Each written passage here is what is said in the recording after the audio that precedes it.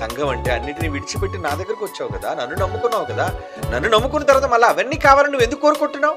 ప్రమాణం చేసినప్పుడు భార్య కలిమి ఎందును, లేమి ఎందును, అవునా, వ్యాధి ఎందును అన్ని ప్రమాణాలు చేయిస్తారు కదండి. మరి ప్రమాణం చేయించినప్పుడు భర్త బాగున్నప్పుడు భర్త దగ్గర ఉండి రోగం పట్టిన తర్వాత మంచాన్ని పట్టాడు, భర్తకు ఒంట్లో బాగాలేదు చూసుకోవాలన్నప్పుడు నువ్వు పుట్టింటికి వెళ్ళిపోతే ఎలా? అన్నిట్లో చూసుకోవాలి కదా. ఏటోనండి ఈ మధ్యన మా ఆయన సరిగ్గా నన్ను చూసుకోవట్లేదండి, అడిగింది ఏమీ కొనట్లేదండి. ఒక కంప్లైంట్. ఏంటా కంప్లైంట్? ఈ మధ్యన మా వారు ఏం కొనమన్నా ఇంట్లో కొనట్లేదండి. అది కంప్లైంటా? కొనట్లేదంటే కొంటే అది అతనికి అతని ఇంటి వారికి కూడా మంచిదే కదా, డబ్బులుంటే కొంటాడు. కొననంత మాత్రాన నీ యజమాని చెడ్డోడా? ఎందుకు అలాగనుకోవాలి? అంటే వీళ్ళు ఏమనుకుంటారంటే, అదిగో మేము అడిగింది ఏది కూడా నేను తీసుకురావటం లేదు, కొనటం లేదు, కనుక నేను ఇద్దరు కాపురం చేయండి. కంప్లైంట్ అండి. అంటే కాపురం చేయకపోవడానికి కారణం ఏంటి? ఆయన నీకు అనుకున్నది కొనివ్వకపోవడమేనా కారణం? మరి లేమి ఎందు ఎందుకు ప్రమాణం చేసావు?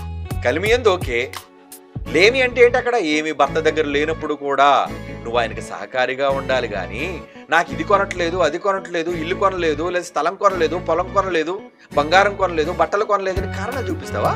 ఇది కారణమేనా విడిపోవడానికి? ఇలాంటి లేరంటారా? ఏమమ్మా ఎందుకు నీ భర్తతో నీ సఖ్యత లేదు? ఏటోనండి ఈ మధ్య అసలు బుద్ధిగా మమ్మల్ని పట్టించుకోవడం మానేశారండి, పిల్లలు కానీ ఇంటిని కానీ పట్టించుకోవడం మానేశారండి, డబ్బులు ఏం చేస్తున్నాడో తెలియదండి అని అంటే అర్థం చేసుకోవడానికి ప్రయత్నించు.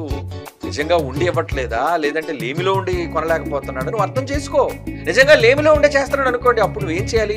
పర్లేదులేండి, ఇప్పుడు ఉంటే ఏంటి, లేకపోతే ఏంటి, సర్దుకుపోతాను ఉన్నదాంతో అని అనాలి.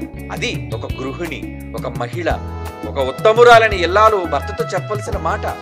ఇగో మీరేమైపోతారో నాకు తెలియదు, మీరు అన్నిటి తెచ్చి పెట్టండి అంతే. అలా మంగు పట్టి ఆడోళ్ళు లేరండి, చాలా మంది ఉంటారండి. నేను అడిగింది నువ్వు తెచ్చి ఇవ్వాలంతే, అది తప్పు. కనుక సంఘము అంటే అన్నిటినీ ప్రభువులా చూచి ఉన్నా లేకపోయినా సర్దుకొని పోయేదే ఉండాలి. ప్రభు అన్నింటిలో సర్దుకొని వెళ్ళిపోయాడు కదా, ఆయన జీవితం ఎలాగుందో మనకు తెలుసు. మరి నువ్వు ఆయన నమ్ముకొని ఆయన మాదిరిగా పెట్టుకుని వచ్చిన తర్వాత ఏమంటే మేము సెమినార్కి వచ్చాం కానండి, సరైన భోజనం పెట్టలేదండి, అందుకే మేము వెళ్ళిపోతున్నామండి. అలా వెళ్ళిపోయిన చాలా మంది ఉన్నారండి, ఇప్పుడు కాదులేండి, గతంలో. అవునా? ఏంటి భోజనం సరిగ్గా లేకపోతే వెళ్ళిపోతావా? ఏంటి పడుకోవడానికి వసతి సరిగ్గా లేదండి నేను వెళ్ళిపోతానండి. అసలు నువ్వు వచ్చింది ఎవరిని నమ్ముకొని వచ్చావు? ఎవరి కోసం వచ్చావు? నువ్వు ఎవరినైతే నమ్ముకున్నావో యేసు ప్రభు, ఆయన పడుకోవడానికి అసలు ఏది లేదు, తలవాల్చడానికి చోటే లేదన్నాడు కదా. ఏమోనండి ఉండలేకపోతున్నాం అండి, ఇక్కడ చాలా ఇబ్బందిగా ఉందండి, చాలా కష్టంగా ఉందండి. ఎవరు మీరు? నులివెచ్చని స్వభావం.